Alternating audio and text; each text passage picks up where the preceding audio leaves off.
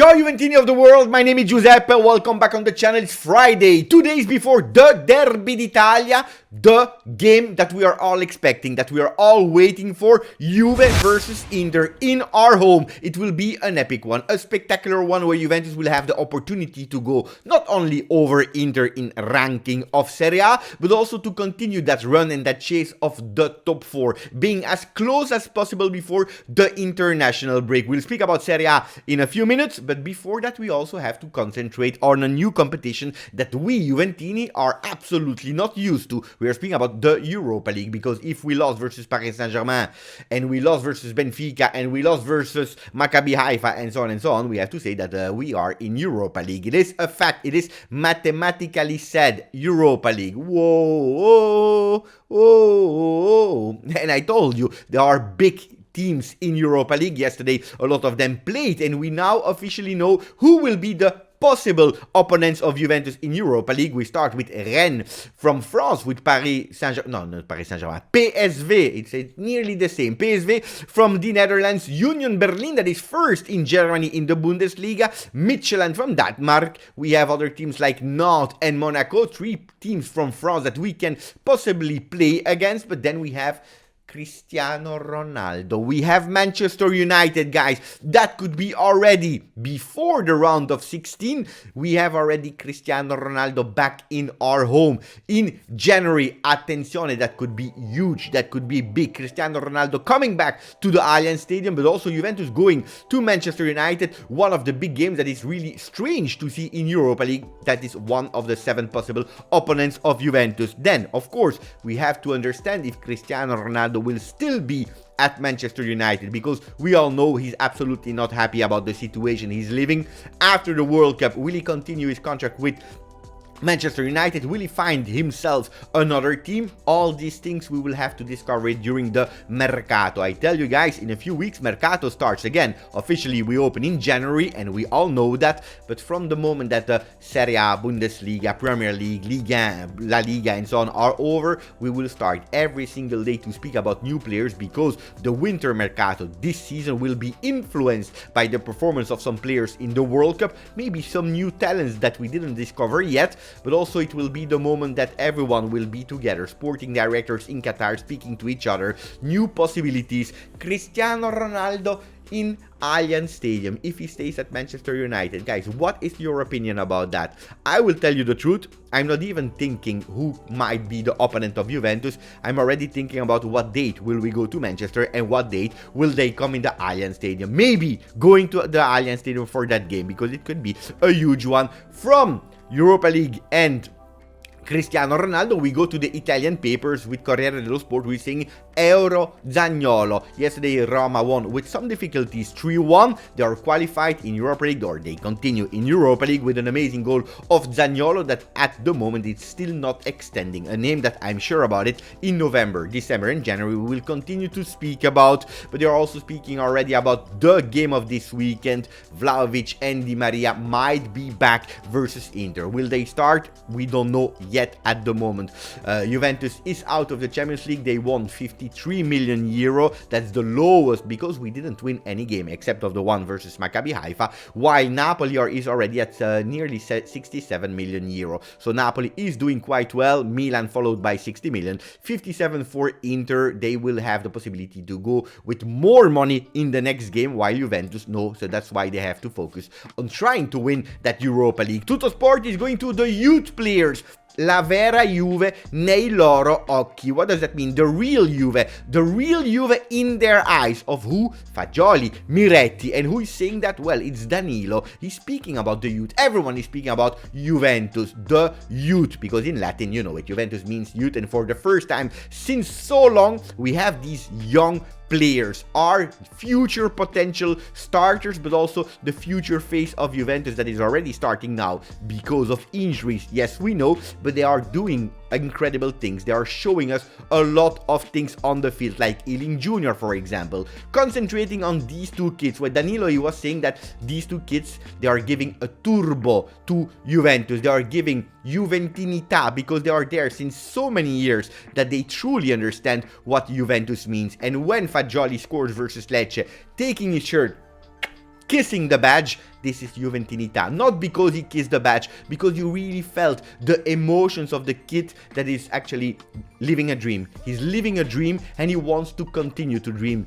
We'll speak about Fagioli in a second, we will continue. But first of all, a few questions that has been asked also to Danilo. Few questions like, who is the one that is listening to the worst music in the locker room? He said, Moiskin. Moiskin is the one that listens to the worst music, but also who is the one that is dressing the worst? And they said McKennie without any doubt. Who is the player that Danilo played against that was the strongest one? He said Neymar. Really funny inside question. I like this.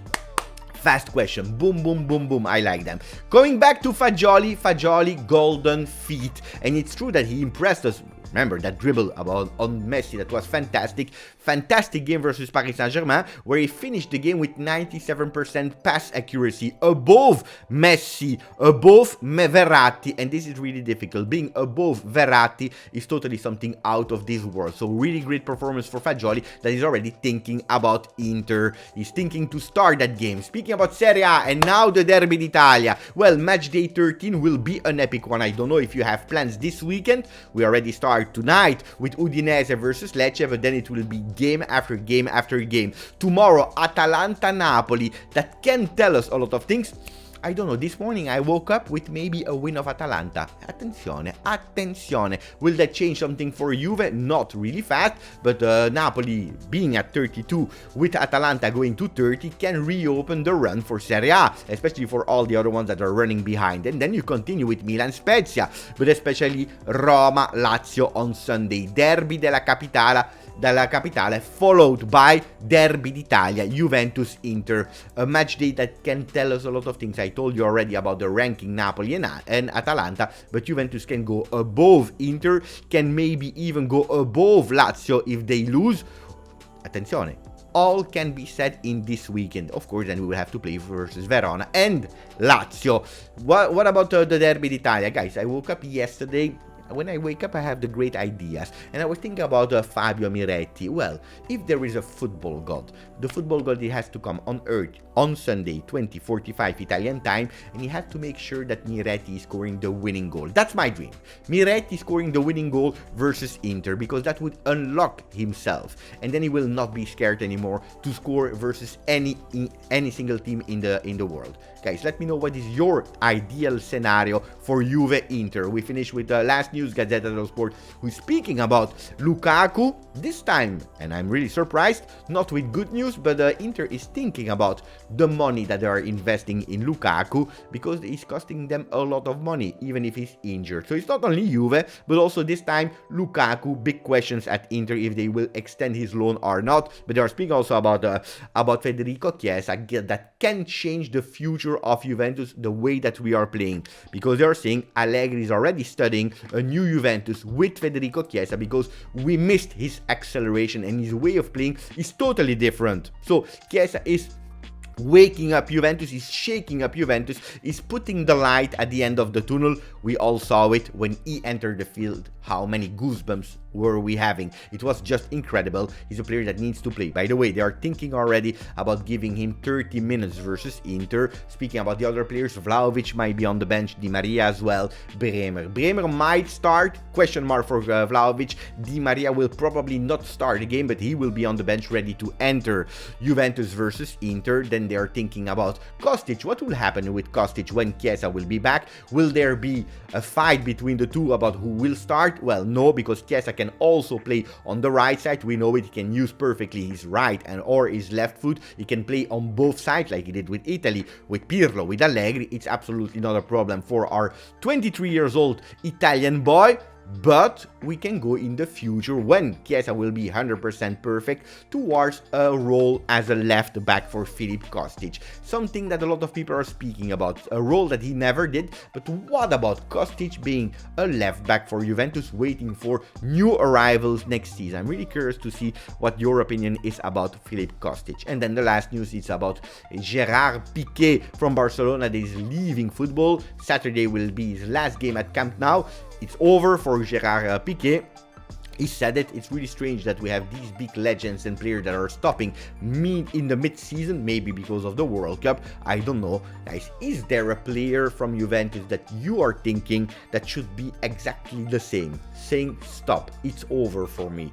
Hey guys, be respectful, but I want to read a lot of names. Thank you for following the channel. I hope you loved that video. Cristiano Ronaldo, Fagioli, Golden Foot. We have Piqué that is leaving. We have so many things that we spoke about. The Derby d'Italia, of course, who might start or not.